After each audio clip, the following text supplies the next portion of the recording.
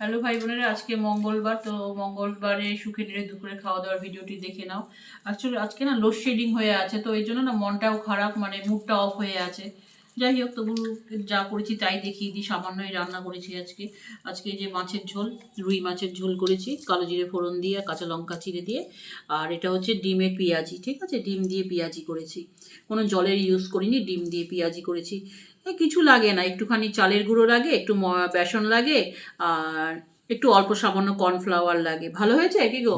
ওর বাবা খেয়ে একটা ভালো ভালো হয়েছে, আমরাও খেয়েছি, একটা আমিও একটা ছেলে একটা খেয়েছি, ভালো হয়েছে।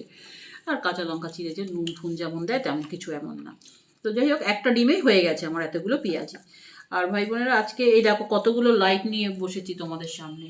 তো তোমাদেরকে একটা কথা বলি যে জয় শ্রীরাম, তো তুমি জানো যে জয় শ্রীরাম ছাড়া আমাদের গতি নেই। কিন্তু আমি যেমন তোমাদের সামনে তোমাদেরকে বোঝাই, তোমাদেরকে বলি নানা রকম ইয়ে, তোমরাও চেষ্টা করো তোমাদের আশেপাশে তোমাদের জানাশোনা আত্মীয় স্বজনকে বোঝাতে যে আগামী দিনে যদি এই জয় শ্রীরাম না আসে, আমাদের অবস্থা খুব খারাপ হবে, খুব খারাপ হবে। জানো তো, ওরা বলেছে, একজন কি মুসলিম, আমার নামটাও মনে থাকে না ভাই বোনেরা, ওদের নাম আসলে মনে রাখতে চাই না।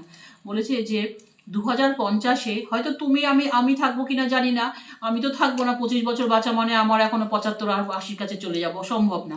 তো যাই হোক, বলছে 2050-এ ভারতবর্ষ হবে সংখ্যালঘু, যে সংখ্যালঘিষ্ঠ যেটা যারা আছে তারা সংখ্যাগরিষ্ঠ হয়ে যাবে, মানে মুসলিম কান্ট্রি হয়ে যাবে ভারতবর্ষ, বিশ্বের বৃহত্তম মুসলিম কান্ট্রি হয়ে যাবে সে বলছে। তো মানে বুঝতে পারছো তো, মানে এদের টার্গেটটা কি, মানে যেখান থেকে যত পারি মুসলিম এখানে এনে ঢোকাই।